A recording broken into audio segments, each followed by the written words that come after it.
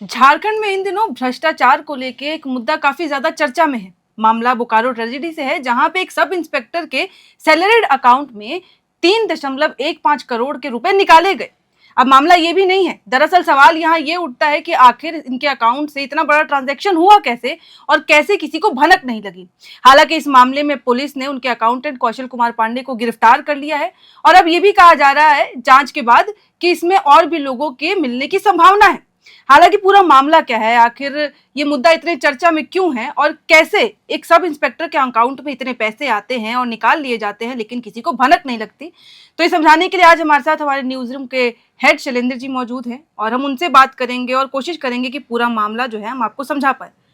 तो सर, ये बहुत बड़ा मामला इसीलिए भी है क्योंकि सोचने पे मजबूर कर देता है कि आखिर ऐसे जो मैं शब्द यूज करूंगी, कांड बोलेंगे या कैसे, कि एक नॉर्मल से इंस्पेक्टर के अकाउंट में इतना पैसा कैसे। देखिए, साक्षी, निश्चित रूप से ये बहुत हैरान करने वाला मामला है क्योंकि एक दारोगा के स्तर का पुलिस पदाधिकारी जो है, और उनके अकाउंट से यदि केवल 20 महीने में, यानी सिर्फ 20 महीने में, 2 साल से भी कम के समय में, यदि उनके वेतन मद से 3.15 करोड़ की निकासी हो जा रही है और इस मामले की जानकारी यदि जिला पुलिस के कप्तान को नहीं है, पुलिस मुख्यालय को नहीं है, या संबंधित बोकारो के जो पुलिस प्रशासन है उसको नहीं है, मुख्यालय डीएसपी को नहीं है, ट्रेजरी विभाग के जो ऑफिसर हैं, टीओ ऑफिसर हैं, उनको नहीं हो, तो निश्चित रूप से यह हैरान करने वाली मामला, क्योंकि मामले का खुलासा ही वो प्रधान महालेखाकार जो अमूमन मार्च के महीने में जो तमाम सरकारी विभागों में जो पैसों का आवंटन होता है और उसके मामले की जांच करने के लिए जो महालेखाकार कार्यालय है रांची स्थित, वो उन तमाम चीज़ों की जानकारी लेता और वो जांच करता, और उसी दौरान प्रधान महालेखाकार चंद्रमौली सिंह ने ही इस मामले का खुलासा करते हुए और झारखंड के जो फाइनेंस सेक्रेटरी हैं प्रशांत सिंह, उनको इस संबंध में सबसे पहले जानकारी दी, और जिसके बाद ही यह मामला संज्ञान में आता है और बोकारो डीसी इस मामले पे सुनवाई करते हैं। मामले में बेशक बोकारो के एसपी कार्यालय के अकाउंटेंट कौशल कुमार पांडे को गिरफ्तार कर लिया गया है, लेकिन जिस सब इंस्पेक्टर या दारोगा उपेंद्र सिंह के खाते से ये निकासी होती है, उसको लेकर के अभी तक कोई चर्चा नहीं हो रही। आखिर वो उपेंद्र सिंह के खाते में ये पैसे गए तो कैसे गए। हाँ, क्योंकि आप अंदाजा इस तरीके से लगाइए ना, जो केवल 20 महीने में 3.15 करोड़ की निकासी हो गई है, यानी हर महीने वेतन मद के लिए कम से कम 15 से 20 लाख रुपए उनके अकाउंट में जा रहे हैं, जबकि औसतन यदि आप ये देखिए तो एक दारोगा को केवल 1 से 1.25 रुपए मैक्सिमम होंगे तो 1.25 रुपए तक की उसकी तनख्वाह बनती है या वेतन बनता है, जबकि इस इतने वेतन पाने वाले तो झारखंड में डीजीपी को भी इतना पैसा नहीं मिलता है। तो वैसी स्थितियों में ये गड़बड़ियां कैसे हुई, चीजें कैसी बनी है, ये काफी हैरान करने वाला मामला है। तो सर, इससे पहले जांच रिपोर्ट भी आई, पुलिस ने उसका जिक्र भी किया। उस जांच रिपोर्ट में ये भी कहा जा रहा था कि सैलरी जो आ रही थी उसमें प्रोसेस जो है वो रिपीट में भी दिखा रहा था, है ना। तो ये सब मतलब पूरी जांच रिपोर्ट में एग्जैक्टली समराइज करके क्या था। दरअसल ये मामला जो है वो बोकारो से संबंधित नहीं है, क्योंकि एक ही बिल को कई बार प्रस्तुत करना या निकासी एक ही खाते से बार बार होना, ये मामला प्रधान महालेखाकार ने अलग अलग जिलों के मतलब कि उनके सोशल ऑडिट में आप कह लीजिए, चाहे जो ऑडिट हुई है विभाग के, तो उसके चीज़ों के तहत उन्होंने वित्त विभाग को ये सूचना दी है। लेकिन बोकारो का जो मामला है वो इस नज़रिए से भी दिलचस्प है क्योंकि इस मामले में कहा यह जा रहा है जो ट्रेजरी ऑफिसर जिसकी जवाबदेही ये तय होती है या जिनकी जवाबदेही ये बनती है, जो आपके ट्रेजरी से यदि किसी भी खाते में बड़ी रकम की को ट्रांसफ़र किया जाता है या उसके निकासी होती है, तो व्यक्तिगत रूप से आप उस मामले की जांच करें या उस मामले की जानकारी जिले के वरीय पदाधिकारी, चाहे वो डीसी हो चाहे वो एसपी हो, तो उन तक ये ज़रूर जानकारी देंगे। तो जब ये मामला ही यदि आप समझ लीजिए जो दिसंबर 2024 से और अभी मार्च 2026 तक का ये मामला है या उससे भी थोड़ा सा पहले का ये मामला हो सकता है,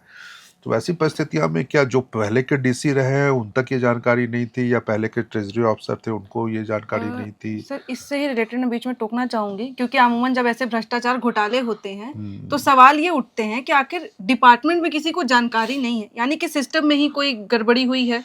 तो ऐसा, अब जितने लोग हैं, क्योंकि इस मामले में भी ऐसा हुआ कि जब इतना बड़ा खुलासा भी हुआ तो कई सीनियर्स का इस मामले में ज्यादा कुछ कहना नहीं था, तो क्या ये सवाल खड़े करते हैं कि या तो ये लापरवाही है या सिस्टम में अंदर ही अंदर चीजें चल रही होती हैं, लेकिन खुलासे के बाद पीछे हटने लगते हैं लोग और जो मेन करप्ट होते हैं वो पकड़ा जाते हैं।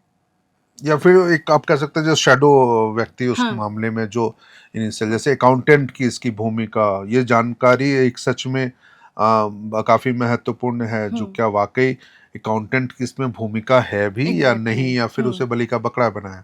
हालांकि कुछ मीडिया रिपोर्ट्स में ये कहा जा रहा है जो अकाउंटेंट ने ही ये सारे पैसे की निकासी करवाई है मिलीभगत करके, और उसने कई अकाउंट्स में तो उसने पैसे का ट्रांसफर ही अपनी पत्नी के अकाउंट में भी करवाया है। जी तो हाँ। हालांकि ये तमाम चीज़ों का जानकारी है, तमाम चीज़ों की जांच जो है वो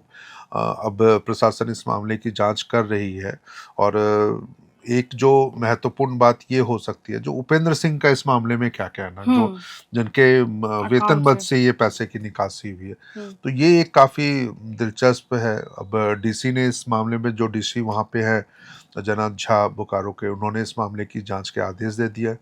बोकारो एसपी का कहना है, ये खासकर ये हमारी कोई बातचीत उनसे नहीं हुई है, बल्कि जो दैनिक भास्कर की एक एक्सक्लूसिव रिपोर्ट थी जिस पे चर्चा हम लोग कर रहे हैं, तो दैनिक भास्कर ने ही इस बात को अपने रिपोर्ट में कंफर्म किया है। जो जब उन्होंने इस मामले की जानकारी बोकारो एसपी से लेने की कोशिश की, तो एसपी ने कहा जो वो फिलहाल छुट्टी में है और उसके बाद फिर आने के बाद वो मामले को देखेंगे। वहीं मुख्यालय डीएसपी ने भी इस मामले में कहा है जो फिलहाल पुलिस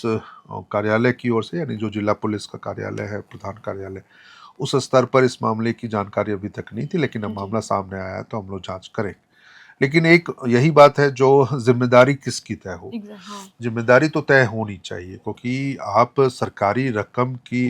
लूट कर जाए और यदि किसी की जिम्मेदारी ही तय न हो, कार्रवाई के नाम पे सिर्फ एक दो अधिकारियों को या एक दो कर्मियों को निलंबित कर देना, उसे गिरफ्तार कर लेना ही भर, या तात्कालिक तौर पर आप गिरफ्तार करके मामले को ठंडे बस्ते में डाल देने की कार्रवाई कहीं तो ऐसे नहीं है। तो ये एक महत्वपूर्ण बात है। यह भी मामला इसलिए सामने आ गया क्योंकि जो ट्रेजरी के निरीक्षण के दौरान, अमूमन ये होता है जो हर साल में जब आप फाइनेंशियल ईयर क्लोज होने का समय आता है मार्च महीने में, तो हर विभाग में जा कर के, हर ट्रेजरी में जा कर के जो प्रधान महालेखाकार की टीम है या फिर उनके अधिकारी हैं महालेखाकार कार्यालय के, तो वो अधिकारी जाके ट्रेजरी का निरीक्षण करते हैं और वहाँ पर वो जानकारी लेने की कोशिश करते हैं जो उस ट्रेजरी से संबंधित कोई गड़बड़ियाँ हुई है नहीं। क्योंकि देखिए पिछली बार अभी नहीं, काफ़ी मामला पुराना, लेकिन चर्चित मामला चारा घोटाला का मामला, वो भी मामला ट्रेजरी से ही निकल कर सामने आया था। क्योंकि जब ट्रेजरी के निरीक्षण के दौरान महालेखाकार की टीम वहाँ गई थी, चाहे वो चाईबासा में हो, चाहे वो डोरंडा का मामला था जो चारा घोटाला का मामला था, या फिर वो देवघर का मामला था, तो अलग अलग ट्रेजरी से ही ये पैसे अवैध तरीके से निकासी की गई थी। और जिसके बाद यदि फिर मामला खुल करके सामने आया तो वो फिर चारा घोटाला के रूप में चर्चित हुआ था। तो ट्रेजरी के निरीक्षण के दौरान यदि ये मामला प्रधान महालेखाकार की टीम के या प्रधान लेखाकार कार्यालय के द्वारा ये मामला सामने लाया जाता है, तब तो फिर मुझे यही लग रहा है जो फिर सरकार की जो अपनी एजेंसियां हैं, जांच एजेंसियां हो, चाहे वो अंकेक्षण कार्यालय हो, चाहे अंकेक्षण परिषद हो, तो फिर उनका क्या काम है फिर झारखंड में? और फिर निरीक्षण भी ऐसे तो हर महीने करवाने की जरूरत पड़ जाएगी। हाँ, निश्चित रूप से यदि इस तरह की चीजें हो रही हैं तो डीसी को अपने जिलों से संबंधित और खासकर ट्रेजरी कार्यालय में हो रही गड़बड़ियों से संबंधित, या वहां पर इस तरह की कोई कार्रवाई नहीं हो रही हो, गलत चीजें नहीं हो रही है, तो इसकी जिम्मेदारी तो डीसी को लेनी चाहिए और ये कहना चाहिए, या फिर उनको ये देखना भी चाहिए जो सरकारी पैसे की लूट तो नहीं हो रही है, बंदरबांट तो नहीं हो रही है। तो ये पूरा मामला जो है इस वक्त झारखंड में एक हॉट टॉपिक बना हुआ है, क्योंकि ये घोटाला जब सामने आया, जब इसका खुलासा हुआ, तो चारों तरफ सबसे पहले यही सवाल उठा कि आखिरकार ये ट्रांजैक्शन हुए तो किसी को जानकारी या भनक कैसे नहीं लगी। फिलहाल इस मामले में डीसी ने आगे जांच करने के आदेश दे दिए हैं और अभी के मुताबिक सिर्फ यही जानकारी सामने आई है कि गिरफ्तारी कर ली गई है अकाउंटेंट की, कौशल कुमार पांडे की। उनके अलावा कुछ नाम और भी हैं जिनका भी सामने नाम उनके दिए नहीं गए हैं, लेकिन संभावना जताई जा रही है कि उनकी भी गिरफ्तारी जल्द हो सकती है। बाकी आगे की जो जांच होगी उसमें क्या कुछ होता है, किस तरीके से मामला सामने आता है, वो भी हम आपके साथ साझा करेंगे, या तो हम अपने वीडियो के जरिए लाएंगे या फिर ऐसी किसी चर्चा के जरिए आप तक वो सारी जानकारी पहुंचाने की कोशिश करेंगे। फिलहाल इस वीडियो में इतना ही। कैमरे के पीछे मौजूद है हमारे सहयोगी विकास, और ऐसी ही तमाम खबरों के लिए बने रहे एयरनाउ के साथ।